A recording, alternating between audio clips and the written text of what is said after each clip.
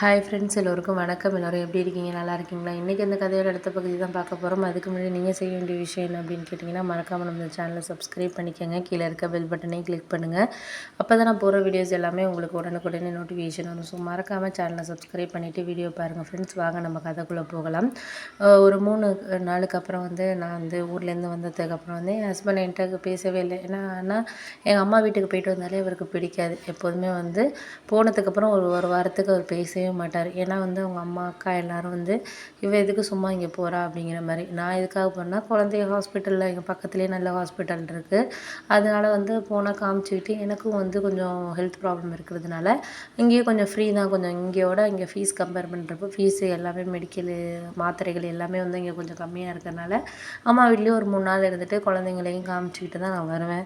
அப்பா கொஞ்சம் காசும் கொடுப்பாரு. ஏதாச்சும் போனேன்னா செலவுக்கு ஏதாச்சும் காசு கொடுப்பாரு, வாங்கிட்டு வருவேன். பிள்ளைங்களுக்கு தேவையான பொருள்லாம் கொஞ்சம் ஒரு மாதத்துக்கு தேவையான பொருள் எல்லாமே நான் வாங்கிட்டு வருவேன். மாதத்துக்கு ஒரு தடவை தான் இத்தனைக்குமே போவேன். ரொம்பலாம் அதிகமாகலாம் போக மாட்டேன். மாதத்துக்கு ஒரு 3 நாள் போயிட்டு வந்துடுவேன். அப்படி இருக்கனால அவர் எப்போதுமே ஒரு வாரத்துக்கு என்கிட்ட சரியாகவே பேச மாட்டார், வீட்டில் சாப்பிட மாட்டார். இப்படி தான் பண்ணிகிட்டு இருப்பார். நான் கல்யாணம் பண்ணி கொஞ்ச நாளுக்கு அப்புறம் எனக்கு இது புதுசாக இருந்துச்சு. என்னடா இது அவர் இப்படி பண்ணுறாருன்னு. அப்புறம் போக போக தான் தெரிஞ்சுச்சு. அவர் மாமியார் ஏதோ சொல்கிறாங்க, ஏதோ ஒரு நான் இருக்கிற அந்த 3 நாளில் ஏதோ சொல்லி கொடுத்துருக்காங்க அப்படின்ட்டு எனக்கு போக போக தான் தெரிஞ்சுச்சு. நான் அதனால் எங்கள் அம்மாட்ட சொல்லிவிட்டு வருத்தப்பட்டேன். அதுக்கப்புறம் எங்கள் அம்மா சொன்னாங்க, இப்போ அவர் இது பண்ணுறதுனால அவர் பார்த்து செஞ்சு எல்லாமே காசு கொடுத்து பண்ணால் நீ அங்கேயே இருந்து பார்த்துக்கம்மா அப்படிங்கிற மாதிரி சொன்னாங்க. அப்படி இல்லைன்னா இங்கே ஒருத்தவங்க உதவியை நம்ம கேட்டு வர்றப்போ எல்லாத்தையும் நம்ம அனுசரித்து தான் போகணும். அதுக்காக கோவப்பட்டுக்கிட்டு இருந்தோம்னா நஷ்டம் என்னமோ அவருக்கு தானே தவிர நமக்கு கிடையாதுமா அப்படின்னோடனே அது புரியுது. இருந்தாலும் ஃபஸ்ட்டு கொஞ்சம் புதுசுலலாம் நான் கொஞ்சம் கவலைப்பட்டுட்டு இருந்தேன். என்னடா இது இவர் பண்ணுறாருன்னு சொல்லிட்டு ஒரு 2, 3 மாதம் போகாமல் இருந்தேன். 2 மாதம் போகாமல் இருந்தோன்னா ரொம்ப அலட்சியமாக பேசுகிறது. எப்போ பார்த்தாலும் இதே வேலை தான், உனக்கு பிள்ளைங்களுக்கு மருந்து வாங்கணும், உனக்கு மருந்து வாங்கணும், எப்போ பார்த்தாலும் இதே தானே அப்படிங்கிற மாதிரி பேச ஆரம்பிச்சிட்டாரு. அப்படி ஆரம்பித்ததுக்கப்புறம் நான் புரிஞ்சுக்கிட்டேன், சரி இவருக்காக நம்ம போகாமல் இருந்துச்சுன்னா இவர் நம்மளை ரொம்ப இதாக நினைக்கிறாரு. அதனால் நம்ம அதெல்லாம் நினைக்கக்கூடாது. நம்மளோட வேலையை நம்ம நல்லா இருந்தால் தான் நம்ம பிள்ளைங்களை பார்த்துக்க முடியும். அது உண்மைதாங்கிறது எல்லா பெண்களுமே அவர் புரிஞ்சுக்கக்கூடிய ஒரு விஷயம். சில வீட்டில் பார்த்திங்கன்னா சாப்பாடெல்லாம் அவங்களுக்கு வச்சுட்டு இவங்க ஒரு இட்லி 2 இட்லி சாப்பிட்றது, டைமுக்கு சாப்பிட்றதுல எப்படி இருப்பாங்க.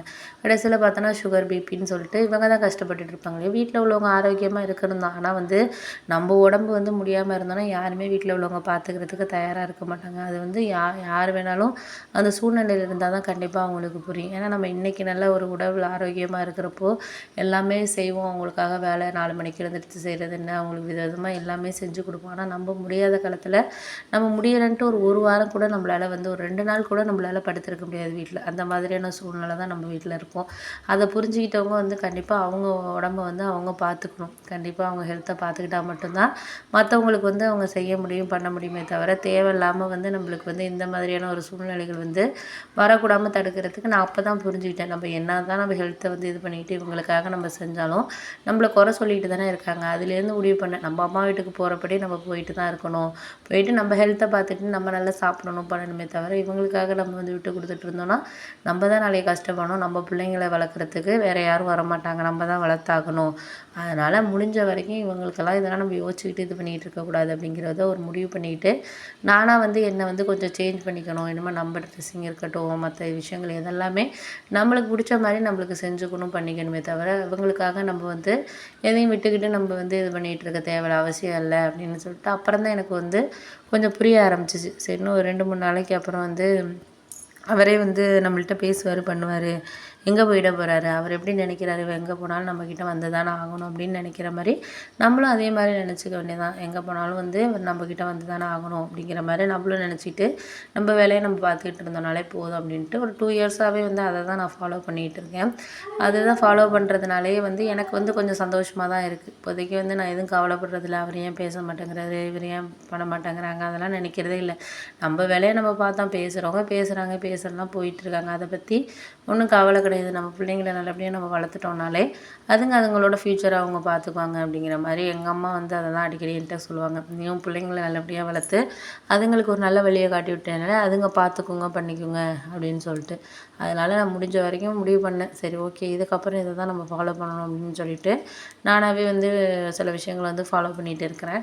அதுதான் நிறைய வீடுகளில் நான் வந்து பெண்களுக்கு சொல்லக்கூடிய ஒரு இதுனா அப்படி தான். ஏன்னா நமக்காக வாழணும், மற்றவங்களுக்காக வாழ்கிறது தப்பு இல்லை. ஆனால் வந்து நம்மளோட வாழ்க்கையை நம்ம வாழாமல் அடுத்தவங்களுக்காக மட்டுமே வாழ்ந்துட்டு போகிறதுங்கிறது தான் நம்மளுக்கு ஒரு தவறான எண்ணோட்டமாக இருக்குது. ஏன்னா நிறைய வீட்டில் அதுதான் நடந்துகிட்டு இருக்குது.